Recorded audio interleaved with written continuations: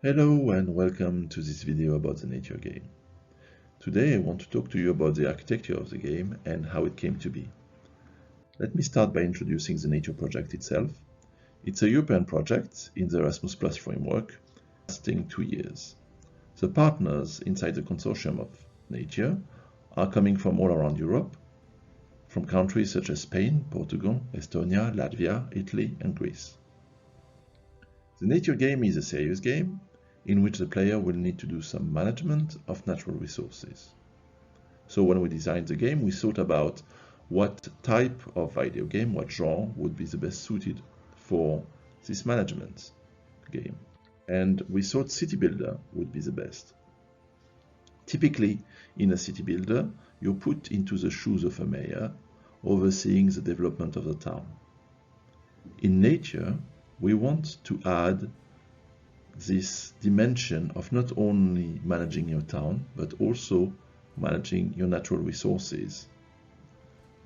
Those natural resources can be compromised by you overdeveloping your town. They can be fragile, they might not be renewable, and you will need as a player to manage them very well.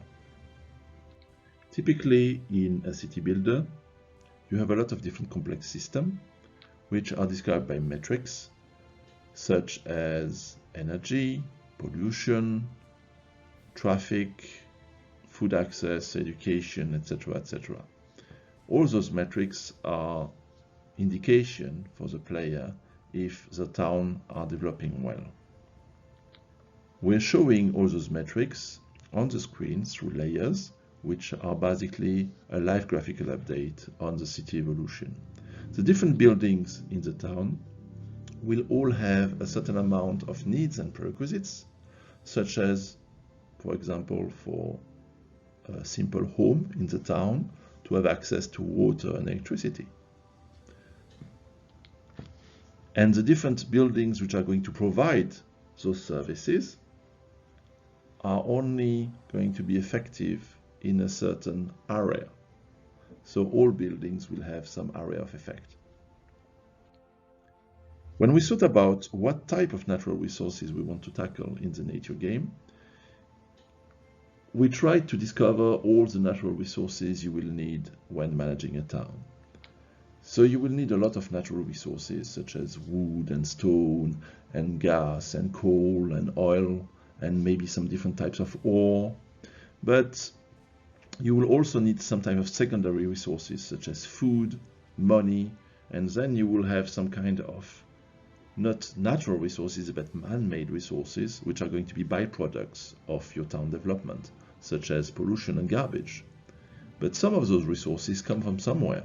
So for example, the wood coming from the trees, the food is coming from the fact that you actually have arable land and water. So we also need to consider all those different dimensions, the trees, the animals, the arable lands, the water, the terrain. To sum it up, I would say that in nature, you will need as a mayor to take care of the landscape and the fauna and the flora. We also thought about introducing biomes in order to make the nature experience more enjoyable. Biomes are going to offer different type of fauna and flora and also vary according to altitude. This way, we will offer the player a lot of variety and challenges. The architecture of the game starts like any type of commercial off-the-shelf video game. You have a player which are playing the game. But because it's a serious game, we also have a teacher. And this teacher oversees the experience of the player. And they oversee it by actually creating the scenario that the player is going to play. And by scenario, I mean that when the player is developing the game, they are doing so in a certain environment, and they will need to fulfill a certain amount of objectives. This environment exists because there is a physical map on which to develop the town. So this physical map also needs to be developed by someone.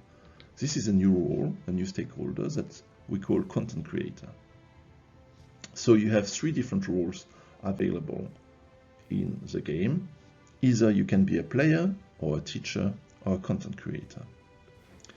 Because it's a serious game, it might be played in different types of environment, and we cannot guarantee that all the players are always going to be playing in the same physical space. So maybe one day they'll play in one room, another day in another room, etc. Which means that we need to be able to save the player experience. We also need to be able to save all the scenarios created by the teachers and all the maps created by the content creator. That's why we're introducing our servers that are going to hold all that data. We are also introducing different types of scenarios, which can be public or private. What it means is that when a teacher is creating a scenario, they can decide that this scenario is going to be only available to a specific class, and they will only give the code corresponding to the scenario to this specific class, or they decide that they want to share the scenarios they have created with everyone and put the scenario as public. Players will be able to directly play all public scenarios, and if they have the right code, they will be able to access also private scenarios. All the physical maps created by the content creator will be public by default and accessible to all the teachers in order to create scenarios. That's it for the overall view of the architecture of the game. I hope you like this video, and I will talk to you soon.